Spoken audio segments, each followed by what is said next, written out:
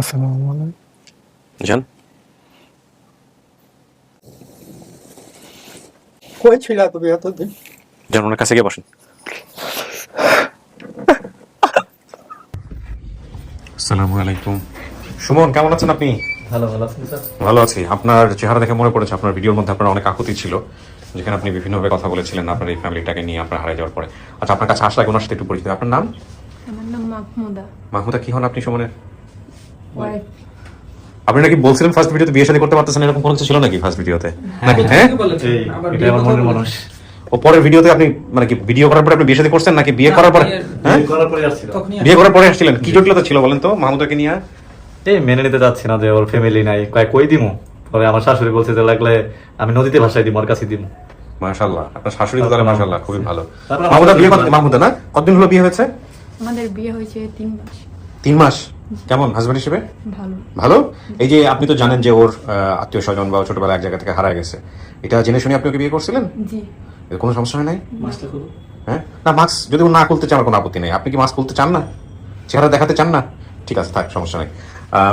এখন কথা হলো যে আপনি তো জানছেন যে আমরা একটা পরিবারের সন্ধান পাইছি যারা আপনাকে দাবি করতেছে। জি। আপনি নিজে থেকে যোগাযোগ করছিলেন ওই পরিবারের সঙ্গে? জি না স্যার, আমি তো যোগাযোগ করেন নাই? স্বপ্নের মতো আছি। স্বপ্নের মধ্যে আছেন। ঠিক আছে, দেখা যাক কি হয়। চলেন আপনাকে ভিতরে নিব। আপনার ওয়াইফ বাইরে থাকবে। আল্লাহ যদি আপনার কপালে লিখে রাখে তো ভালো কিছুই হবে ইনশাল্লাহ। আপনি পাশের রুমে এসে বসেন। সুমন, এখানে একা একা বসতে হবে 15-20 মিনিট। হ্যাঁ, জি স্যার। এই সময়টা আমি বাইরে কাজ করবো, করে আমি ভিতরে আসবো। আপনার কোনো কিছু দরকার হলো যে কলিং বেল আছে, হ্যাঁ কলিং বেলে চাপ দিলেই হবে। 15-20 মিনিট। হ্যাঁ জি স্যার। হ্যাঁ, একা একা থাকতে কোনো সমস্যা নেই তো? না। 10-15 মিনিট, ঠিক আছে। Okay. আমরা থার্ড পার্ট বা তৃতীয় ধাপ শুরু করলাম প্রিয় দর্শক এবং শ্রোতা। এখানে সুমনের যে বর্ণনাগুলো ছিল সেখানে দেখেন উনি বলেছে যে আমার দাদা মুক্তিযোদ্ধা ছিলেন, তিনি হচ্ছেন জয়নাল হাজারি। আমার আনুমানিক বয়স 20 বছর, হারানোর বয়স ছিল 8 বছর। আমি মায়ের সাথে নানা বাড়িতেই থাকতাম। আমার দাদা গিয়ে আমাকে দাদা বাড়িতে নিয়ে আসে। আমার বাবা মায়ের ডিভোর্স হয়ে যায়। নিয়ে আসার কিছুদিন পরে আমাকে মাদ্রাসায় ভর্তি করিয়ে দেয়।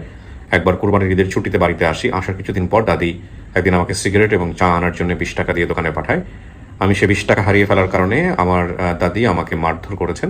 সেজন্য রাগ করে বাড়ি থেকে বের হয়ে যাই। সেখান থেকে আর ফিরে আসতে পারিনি। তো এই হচ্ছে ওনার স্টোরি। সাইড স্টোরি কিন্তু অনেকগুলো আছে, অনেক কিছু মনে আছে। ও বাবার নাম হচ্ছে দেলোয়ার, মায়ের নাম হচ্ছে সহিনা। ভাই বোনের সংখ্যা এখানে সৎ ভাইয়ের নাম বলেছে, আমিন ছিল ওর সৎ ভাই। ঠিক আছে। অতিথির বর্তমান ঠিকানা পাচ্ছি আমরা কান্দিরপাড় 6 নম্বর ওয়ার্ড, উজানচর, বাঞ্ছারামপুর, ব্রাহ্মণবাড়িয়া। আর দাবি করা পরিবার ঠিকানা পাচ্ছি নন্দীপাড়া 74 নম্বর ওয়ার্ড, বাসাবো, সবুজ বা খিলগাঁও, ঢাকা। ওনারা কি ঢাকাতেই থাকে না? এনারা ইয়েতে থাকে, কুমিল্লাতে, ওই যে ব্রাহ্মণবাড়ি আর কি।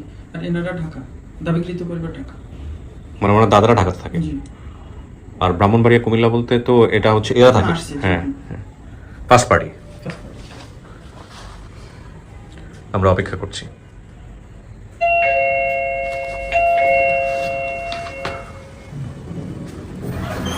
আসসালামু আলাইকুম। ওয়ালাইকুম আসসালাম।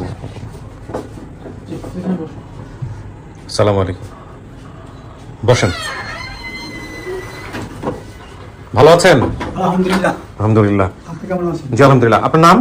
আমার নাম হইল যে আবুল হোসেন। আপনি কি হন সুমনের? দাদা। কিন্তু বলছো দাদার নাম তো জয়নাল হাজারি। আর একটা নাম ডাক নাম ছিল আমার জয়নাল হাজারি। ডাক নাম ছিল জয়নাল হাজারি। জি। জয়নাল হাজারির মতো দেখতেও তো আপনি কিছুটা। এখন তো স্যার কিছুই নাই শরীরের আপনি মধ্যে। আমাকে স্যার বলেন না, আমি আপনার নাতির বয়সী। আপনাকে আমি স্যার বলবো। আপনি যে মুক্তিযোদ্ধা না? জি, জি। বীর মুক্তিযোদ্ধা, মাশাআল্লাহ জি, জি। মাশাআল্লাহ। যাই হোক, তো ডাক নাম জয়নাল হাজারি। জি এটা কি আপনি ভিডিওটা দেখছেন? আমাদের এই যে ভিডিওটা, যেই আমাদের সুমনকে নিয়ে যে ভিডিওটা আমরা ছাড়ছিলাম, জি জি। আপনি সন্ধান পাইলেন কিভাবে, খোঁজ পাইলেন কিভাবে? একটা অন্য এক লোকে আমার পরিবারে বললো হ্যাঁ যে তোমার নাকি নাতি হারানো গেছিল।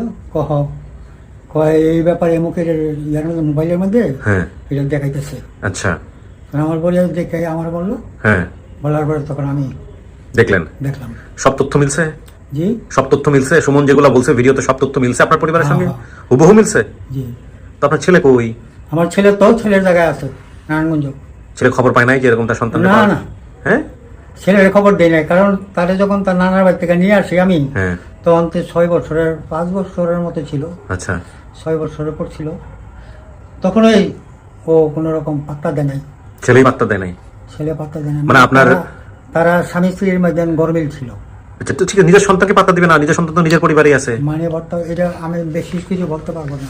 আচ্ছা। আমার শরীরটা ভালো না। হ্যাঁ, মানে না এটা আপনি শোনেন, আপনি এটা আমাদের দর্শকদের একটা আগ্রহ থাকতে পারে, এই কারণেই আমি জিজ্ঞাসা করতেছি আপনাকে।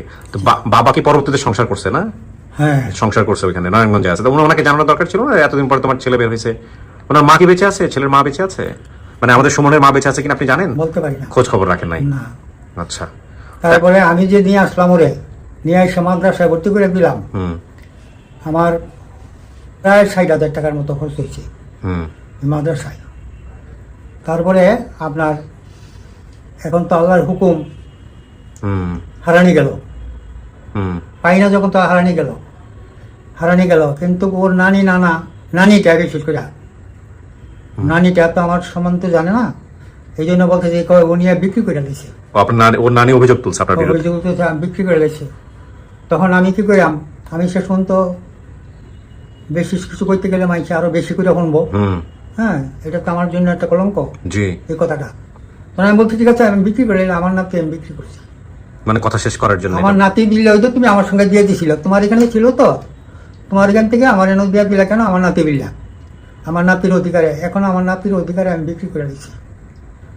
তো এখন যদি আল্লাহ ফিরিয়ে দেয়, এখন যদি যায়, এখন দুনিয়ার লোকে বলবো যে ঘটনা কি করছিল? তারে বলবো তুমি তো হাজারে বহুত কিছু দোষারোপ করছো, আচ্ছা। বহুত অপমান করছো লোক সমাজে, কিন্তু সে তো কিছু বলে নাই। হ্যাঁ, তারপরে এখন তোমার নাতি বলে বিক্রি করে দিলে কই করতে চাইলো। এখন আপনার পরিবারে আছে কে কে? আপনার সঙ্গে আছে কে কে? আমার সঙ্গে আমার ছোট পরিবার আছে। আপনার দ্বিতীয় স্ত্রী আপনার দ্বিতীয় সঙ্গে? স্ত্রী, প্রথম স্ত্রী মারা গেছে। এখন এই আপনার দ্বিতীয় স্ত্রী কি নাতিকে নিতে আগ্রহী আছে? আগ্রহী না? যাক, মাশাআল্লাহ। আগ্রহী। আর সবচেয়ে বড় কথা হলো আমি যখন আগ্রহী, তাহলে সব আমার আগ্রহী। এক্স্যাক্টলি, সেটাই। ছেলে মেয়ে কেউ তো আসলো না। এর বাবার ছবি আছে আপনার কাছে? নাই আমার। এখন এরও তো মনে করেন দেখে চেনা শোনার একটা ব্যাপার আছে, ছবি থাকলে ভালো হইতো, যে বাপকে দেখে চেনে কিনা। না, নাই, ছবি নাই। ছবি নাই। কত বছর আগে হারাইছে আপনার এই নাতি?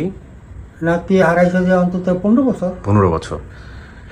আপনি তো ফোন দিছিলেন আমাদের এখানে না? জি, জি। ঘটনাটা কি বলতে পারবেন একটু? আপনি বলেন তো কি হয়েছে? হ্যাঁ, আমরা ভিডিও যেদিন পাবলিশ হয় ভালো কোনো তথ্য পাচ্ছিলাম না। পরের দিন সকালবেলা একটা ভয়েস কল আসে ওনার নাম্বার থেকে। তো উনি বলে যে আমি সুমনের দাদু, আমার নাম হচ্ছে জয়নাল হাজারে, আমাকে কল ব্যাক করো। পর আমি ওনাকে কল দিয়েছি। দেওয়ার পর আপনি কি জানতে পারছেন? উনি জানলো কার কাছ থেকে? কার কাছ থেকে হ্যাঁ, ভিডিও? উনি বলছে যে একটা মাধ্যম দিয়ে উনি, মানে একটা লোক বলছে ওনাকে যে ভিডিওটা দেখার জন্য, কিন্তু উনি নাম সঠিকভাবে বলতেও পারে না। যেই লোকটা আপনাকে বলছে ভিডিও দেখার জন্য, ওই লোকটা কি হয় আপনার সম্পর্কে? না, পাড়া প্রতিবেশী? ভাড়া ঘরে থাকি না, ভাড়াটির প্রতিবেশী আর কি। মনে হয় উনি জানতো বিষয়টা যে ওনার নাতি হারানো গেছে। উনি জানতো আপনার নাতি হারানো গেছে? এটা ওই যে আমার পরিবারে জিজ্ঞাসা করলো। ও, হ্যাঁ, জিজ্ঞাসা করলো। আপনার নাম জানো হাজারি, এটা জানতো? জয়নাল হাজারে আমার ডাক নাম। এই জন্য ওদের মধ্যে জয়নাল হাজারি নাম দিয়ে হয়তো সন্দেহ হয়েছে। ডাক নাম। আর আবুল হোসেন হইলো যে আমার আসল নাম। মুক্তিযুদ্ধ ভারতীয় হলো আমার আবুল হোসেন নাম। আচ্ছা, তো মুক্তিযুদ্ধ আপনি করছেন কোন সেক্টরে? 2 নম্বর সেক্টরে। 2 নম্বর। আপনার সেক্টর কমান্ডার কে ছিলেন? মেজর হায়দার সাহেব। হায়দার সাহেব। ঠিক আছে। তো আপনি আমাদের জন্য কি নিয়ে আসছেন আজকে? ডকুমেন্টস কি নিয়ে আসছেন? কোনো কিছু নিয়ে আসছেন? কেমন আপনি যা বলছেন তাই আনছি। ওই যে আইডেন্টি কার্ডটা এগুলো আনতে বলছিলাম। ঠিক আছে, আমরা একটু পরে আপনাকে আপনার নাতির সামনে ডাকবো। এখন দরকার নেই, ডকুমেন্টস পরে লাগবে। নাতির সামনে ডেকে আমরা বিস্তারিত কথা বলবো। ঠিক আছে, চল। সুমনের কোনো ছোটটা ছবি আছে? আমার কাছে নাই। আপনার কাছে নাই? ওই যে মাদ্রাসায় ভর্তি করছিলেন, কোনো কাগজপত্র কিচ্ছু নাই না? না, না। কিচ্ছু না। বাস, উনি পানি যদি খায়, পানি নিয়ে খাওয়ায়, তারপরে ভিতরে নিয়ে আসো। কিছু শোনা গেছে সুমন ভিতর থেকে? শোনা যায় না? সুমন, আপনার কি মনে আছে কত বছর আগে হারাইছেন আনুমানিক? মনে নাই না? এখন পরিবার তো ধরেন, আপনি কি আমাদের অনুষ্ঠানগুলো দেখছেন এর আগে? 2-1টা দেখছেন? আপন ঠিকানা অনেকগুলা। এরকম পরিবার কিন্তু অনেক সময় পাওয়া যায় যে আসলে কিছু নাই, খুঁজে বের করলো কিন্তু আসলেই নাই, যাওয়ার মতো কিছু নাই, পাওয়ার মতো কিছু নাই, শুধু পরিচয়টুকুই পাওয়া গেছে। তো আপনি তো অনেক সময় দেখা যায় যে অনেক ছেলে মেয়ে এখানে অনেক প্রত্যাশা করে আসে যে বাবা বোধহয় এরকম হবে, মা বোধহয় এরকম হবে। আপনার আসলে কি দরকার ছিল? মানে শুধু প্রয়োজনটা কি? মানে ধরেন কিছুই পাইলেন না, যদি এরকমও হয়? আদর যত্ন দেয়। আদর যত্ন করার মতো হ্যাঁ, ডাক দিবে, সবাই কাছে রাখবে, এরকম। এটার জন্য দূরে ঠেলে দেবে না। মানুষ যেভাবে আমাকে দূরে ঠেলে দিছে, অন্য মানুষ এরকম যাতে কেউ ঠেলে না দেয়, এতটুকু। সবচেয়ে বড় কষ্ট অবহেলা, যে অবহেলা করে তার সাথে থেকে।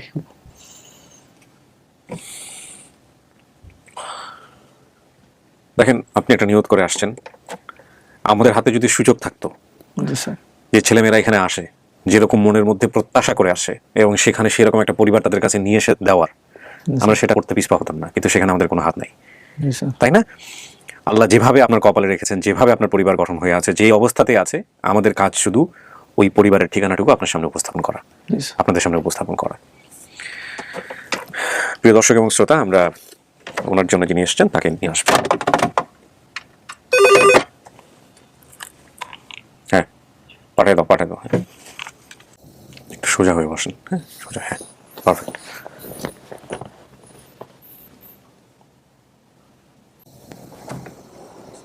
আসেন, আসসালামু আলাইকুম। যান। আমার দাদা কই ছিল তুমি এতদিন? যান, ওনার কাছে গিয়ে বসেন।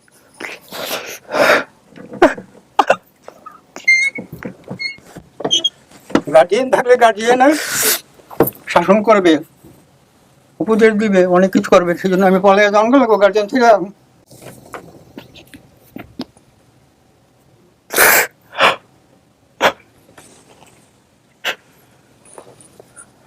তোমার নানি আমার আমার লোকের ক্ষমতায় পারে না বিল্লা, নাইলে আমার জেলে দিলে আমি নিয়ে আমার নাতি বিক্রি করে গেছি। কথা বলে থাকতো। মাদ্রাসালা বলছে তোমার দাদা মারা গেছে। হ্যাঁ, দোকানে এতদিন যত দেখা হয় না, বলা তো যায় না, মানুষ তো এটা কইতেই পারে।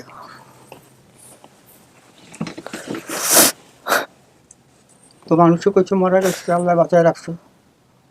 কথা হইলো এটুক। আর কে আসছে? তোমার বড় দাদি তো মারা গেছে। আয়সা। হ্যাঁ, ওখানে তোমার উপর বাড়ি করে দিছি নারায়ণগঞ্জ। তোমার উপরে পপু কোন দেশে জানে থাকতো? বিদেশ, বিদেশ, সৌদি, লেবানন যেমন শুনছিলাম। লেবানন থেকে সৌদি গেছিল গা আইয়া। হ্যাঁ, তারপরে এখানে মদনগুঞ্জ বাড়ি করছে, টাকা লইছিল আর কি। তা আমি তোমার দাদি যাইয়া মানে সরকারি লোন লইয়া 3 লাখ টাকা দিয়া এই বিল্ডিং করে দিছি, 3 সিট বিল্ডিং। ওই বিল্ডিংয়ে তোমার কাকা আছে, ছোট কাকা। মোবারক কাকা। হ্যাঁ হ্যাঁ, আমার কথা বলেনি তারা? বললে কি লাভ হইব? বললে কেউ লাভ হইব? আমার আম্মু কই? বলতে পারি না আমি। আর ওই যে বললাম না তোমার আমি, যে তোমার নানি ক্ষমতা কুলায় নাই যে আমারে অ্যারেস্ট করাইয়া দেয় বা আমার জেলে দেয়। আমি কি ওইসব জায়গায় যাই? তোমার নানির দেশে যাই। আবার তোমার বড় দাদি মারা গেল, তো তার বাপের বাড়ি, তার বোনের বাড়ি তো ওই গ্রামেই, তোমার নানির গ্রামে। কোন জায়গায়? থুল্লা বাকরনগর। ফুল্লা বাকরনগর কোন থানা এটা? মুরাদনগর থানা। আমি বলছিলাম না যে আমার নানি বাড়ি ছিল হুমনা মুরাদনগর, আমি শুনছিলাম। আচ্ছা, তাহলে সেখানে আমি যাই না, আমার তো মান সম্মান আছে। তো এখন তো আমার পাইছে না, এখন তো আপনার কোনো ভয় নাই বা আপনার কোনো টেনশন নাই দাদা। আমার তো ভয় কোনো সময় ছিল না। আপনি একজন আর বীর আমার মুক্তিযোদ্ধা। সঙ্গে- আমি গর্ব করে বলতাম, আমি বলছি না যে আমার দাদা মুক্তিযোদ্ধা ছিল? তুমি না আমার সাইকেলে কইরা নিয়ে দিয়ে একটা মাদ্রাসায় ছোটবেলা। ওহ, আমার দাদা বলতো গাড়ি ঘোড়ায় চড়ে, লেখাপড়া করে যে গাড়ি ঘোড়ায় চড়ে সে। আল্লাহু আকবার, আল্লাহ। দাদা কত বছর হয়েছে আমি হারাইছি? কত 15 বছর? 15 বছর। আমি তো নন্দীপাড়া থেকে এর আগে আসছিলাম না? তুমি নিজেই জানো ভালো কি করছো না করছো, কি করছো। আর আমি জানি আমি কি করছি না করছি। তোমার সাইকেলটা আছে নি এখনো? সাইকেল ওইটা বিক্রি করে আবার আরেকটা আছে মানে। আব্বু কি করে? তোমার আব্বু ওই আগের কাজেই, এখন তো অধবতন, এখন তো বাদ নাই। আমি জানতাম আমার আব্বু রাজনীতি করে, শুনছিলাম। রাজনীতি করে তো এরকম রাজনীতি করতে বিএনপি করতো, অনেক বিএনপির কোনো কোনো কিছু নাই। এখন আছে অসুবিধার মেজে নেই। কিছুদিন পর পর নন্দীপাড়া আসে, আইসা কি করবে।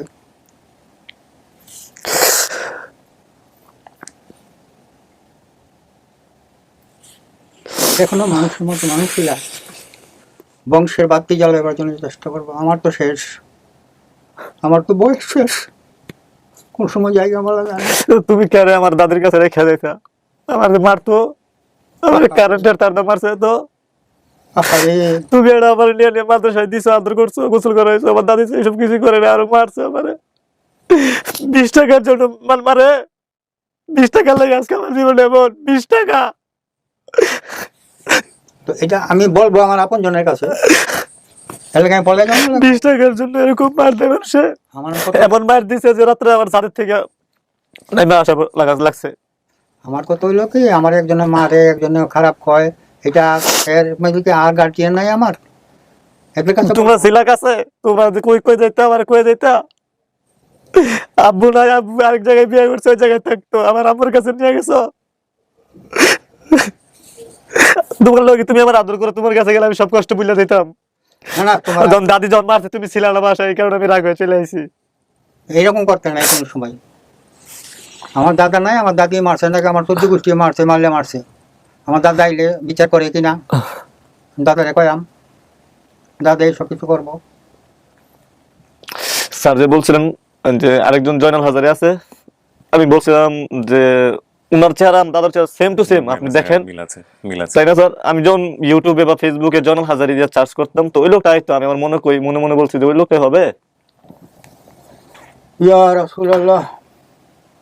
মাদ্রাসা কি করলো এটা? কত দাদা মারা গেছে, আমি ফোন দিছিলাম। হ্যাঁ, এটা তো অন্যায় করে নাই, সে বহুদিন যাবত দেখা হয় নাই। এই যে তোমার নিয়ে এলাম আমি, আর গেলাম মাদ্রাসায়, সেও দেখলাম। নারায়ণগঞ্জ কার বাড়ি ছিল? নারায়ণগঞ্জ আমার যে ঈদ যে করাইছিল, হ্যাঁ, এখানে কার বাড়ি ছিল? হেন তোমার আব্বা থাকে। নারায়ণগঞ্জ। হ্যাঁ, নারায়ণগঞ্জ তোমার জেঠাই যেটার নাম বাবুল না? বাবুল, মীর হোসেন বাবুল। বাবুল। ঈদ করছিলাম না ওই জায়গায়। হ্যাঁ আবার কাকা গোবাড়িতে গেছিলাম না, কাকা জেনে বিয়ে করছে, হ্যাঁ হ্যাঁ নিয়ে গেছিলেন না? হ্যাঁ হ্যাঁ ওর কোনো সৎ ভাই আছে যার নাম আমিন? হ্যাঁ হ্যাঁ আছে। আচ্ছা, বাবার নাম দেলোয়ার, বেলওয়ার। আর মায়ের নাম সহিনা। শাহিনা। শাহিনা। শাহিনা ওর আপন মার নাম। হ্যাঁ হ্যাঁ, সেটাই বলতেছি আমি। হুম, নন্দীপাড়া, নানাবাড়ি, হোমনা, মুরাদনগর বলছে। নন্দীপাড়া কি হইলো? যেখানে দাদা ছিল। ঢাকা? দেন তাই এটা আপনি আপনার বাড়ি না না, বাড়ি নাই, এখানে তাহলে? থাকি, যে ভাড়া করে। ঢাকা নন্দীপাড়াতে হ্যাঁ। আপনি থাকতেন ভাড়া? জি। আচ্ছা, এখানে অনেকগুলো নাম আসছে। আমার দাদা 2 বিয়ে করেছে, একজনের নাম লাইলি, একজনের নাম আয়েশা, ঠিক আছে? আয়েশা মারা গেছে, বড়দাদি মারা গেছে। চাচাদের নাম বাবুল হোসেন এবং মোবারক হোসেন। হ্যাঁ বড় চাচার বাড়ি নারায়ণগঞ্জে, মামাদের নাম হচ্ছে রমজান স্বপন, ওর মামাদের নাম, ঠিক আছে? আচ্ছা, আর আমাকে সাভাল লালটেক ভাগে জান্নাত মাদ্রাসায় ভর্তি করাই দিছে।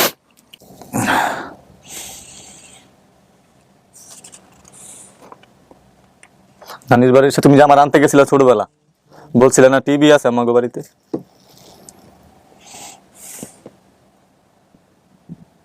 টিপি আছিল, বিড়ি আছিল। আমি তো বলছি টিভি ছিল, ডিভিডি ছিল, সব ওয়ালটন কোম্পানির ছিল। ওয়ালটন কোম্পানি মে তোমার কাকা চাকরি করতো না? ওয়ালটনের শোরুম, আমি বলছিলাম যে আমার চাচা ওয়ালটনের শোরুমে চাকরি করে, এরকম কিছু একটা বলছিলাম আগের ভিডিওতে। মুবারক। সে না মোটরসাইকেল অ্যাক্সিডেন্ট করছিল। হুম, ফুফু এখন বর্তমানে কই থাকে? তোমার হুকুর থাকে, তোমার হুকুর আবার বিয়া হয়েছে পরে ইয়াতে মুন্সিগঞ্জ। ফুফুর নাম কি? হুকুর নাম হইলো, ডাক নাম হইলো পাখি। নোট করে না ভাই, অবস্থা মনে করতেছেন তো, ঠিক আছে, সমস্যা নেই। পাখি, আর এমনি হইলো মর্জিনা। আমার নিয়ে ফুফু আর কে জানি ইয়াতে ঘুরতে নিয়ে গেছিল জাদুঘরে ছোটবেলায়, বলছিল আপনার কোন সময়? হুম, ফুফু কোনদিন বলছিল যে সুমন রে নিয়ে আমরা জাদুঘরে ঘুরতে গেছিলাম। কোন জাদুঘর এটা? বঙ্গবন্ধু, না না, বঙ্গবন্ধু জাদুঘর, যেমন ও আচ্ছা। আগারগা। হুম, সুমন, আমরা তাহলে বাকি বিষয়গুলো নিয়ে আর কথা না বলি। আপনি যেহেতু ওনাকে চিনতে পারছেন, আপনি পাইছেন আপনার পরিবার, আর পরিবারটা কি অবস্থায় আছে না আছে আপনি দাদার সঙ্গে গিয়ে ধীরে ধীরে সেগুলো রিভিল করার চেষ্টা করেন। এটা আরেকটা মহাযুদ্ধ। তবে এটা ঠিক যে আপনি আপনার পরিচয় আছে, আপনি এখন এটা স্পষ্ট করে মানুষজনকে বলতে পারবেন।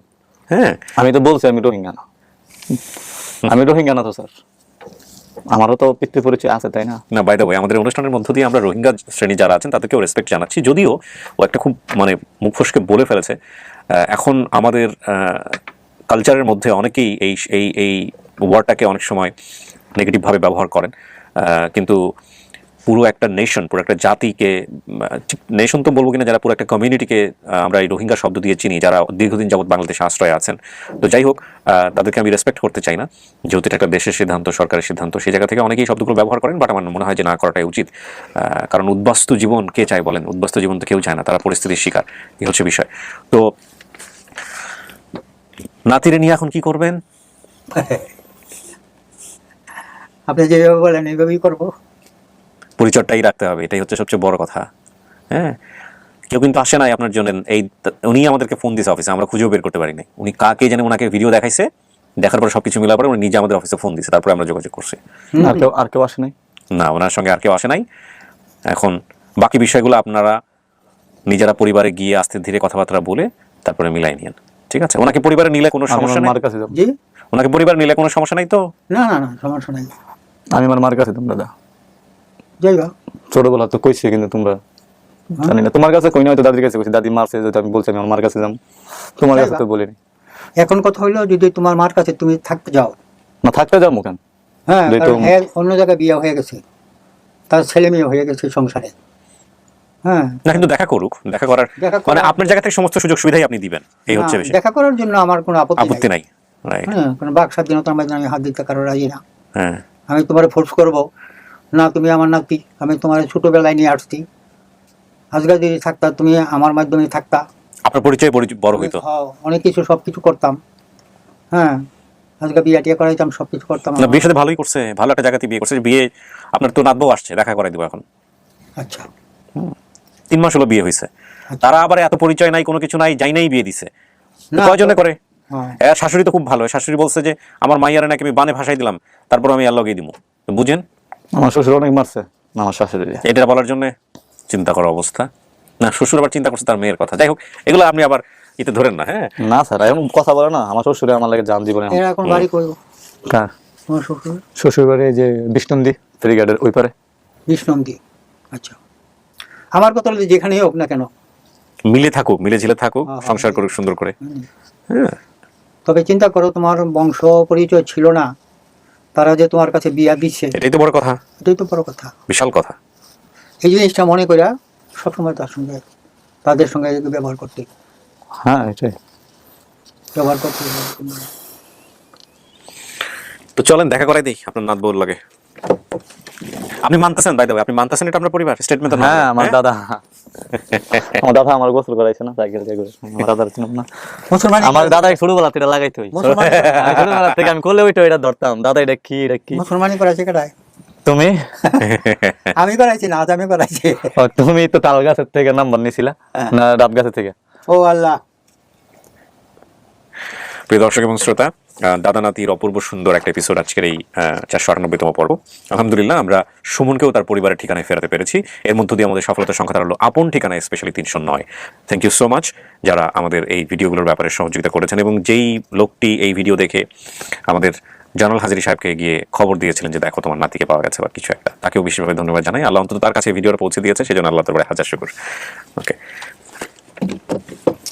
ক্লিপটা খোলেন ভাই, চলে আসুন।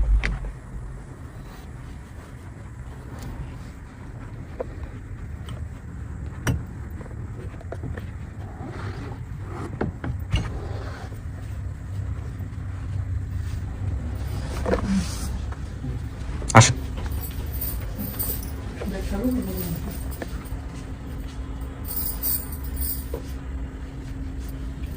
পরিচয় করে দেন।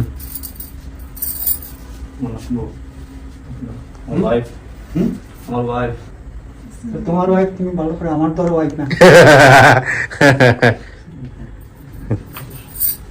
যা কাল আবার থাক, যেরকম আসছো মরণ পর্যন্ত এখানে থাকতে হবে।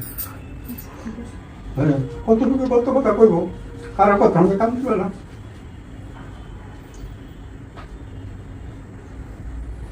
আল্লাহ, বসেন, আপনারা বসেন, পাশাপাশি বসেন সবাই মিলে, মিষ্টি মুখ করো সবাইকে। বসেন বসেন, আপনি বসেন। আপনাকে ধন্যবাদ যে আপনি আপনার এই স্বাস্থ্য নিয়েও আমাদের এই অনুষ্ঠানে আসছেন। আমি এই যে চলতে পারি না, হ্যাঁ, এটা আমি বুঝতে পারছি, আপনার সাথে কথা বলেই। এই যে রাস্তা দিয়ে অনেক বেরো দিয়ে আনছে, ও, রাস্তা দিয়ে ধরে নিয়ে আসছে আনছে উপরে উঠাইছে উনি বেরো দিয়ে। কে? আরিফ? ওর কাজে হচ্ছে ধরে ধরে নিয়ে আসা, সমস্যা নাই। তো আল্লাহ আপনাকে ভালো রাখুক। আমাদের গর্ব যে আমরা আমাদের অনুষ্ঠানে একজন মুক্তিযোদ্ধাকে পেলাম, তাও এই ডিসেম্বর মাসে, বিজয়ের মাসে। আল্লাহ আপনার নেক হায়াত দেখ। আপনাদের হাত দিয়ে আমাদের দেশটা স্বাধীন হয়েছে, এটা একটা বিশাল ঘটনা ঘটে গেল। আমাদের ডিসেম্বর মাসে আমরা এরকম একজন মুক্তিযোদ্ধার সাক্ষাৎ পেলাম। আপনার বয়স কত ছিল যখন আপনি মুক্তিযুদ্ধে গেছেন? মুক্তিযুদ্ধ যায় 21-22 বছর। আচ্ছা, সরাসরি অস্ত্র নিয়ে যুদ্ধ করার সুযোগ হয়েছে? আরে একদম বাপ রে বাপ, সম্মুখ সমরে? হ্যাঁ, আমরা তো 7 মাস আমি যুদ্ধ করেছি। 7 মাস জীবন বাজি নিয়ে একদম। হ্যাঁ,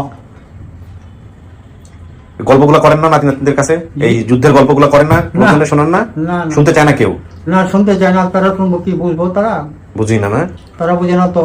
অনেকে জিজ্ঞাসা করে যে আপনারা এই যুদ্ধকালীন কি কি করছেন না করছেন। হুম। তখন আমি বলি কথা যে আপনার বয়স মিষ্টি নেন, কত, এটা দেখেন। হ্যাঁ, মিষ্টি নেন। আপনার বয়স কত, এত, তা আপনার কাছে বলে লাভ নেই। যারা ওই সময় বুঝমান ছিল হুম, তার কাছে বলে লাভ। হুম। আপনারা খান না। না না সমস্যা না, আপনি নিচ্ছি, আপনি নেন। নেন।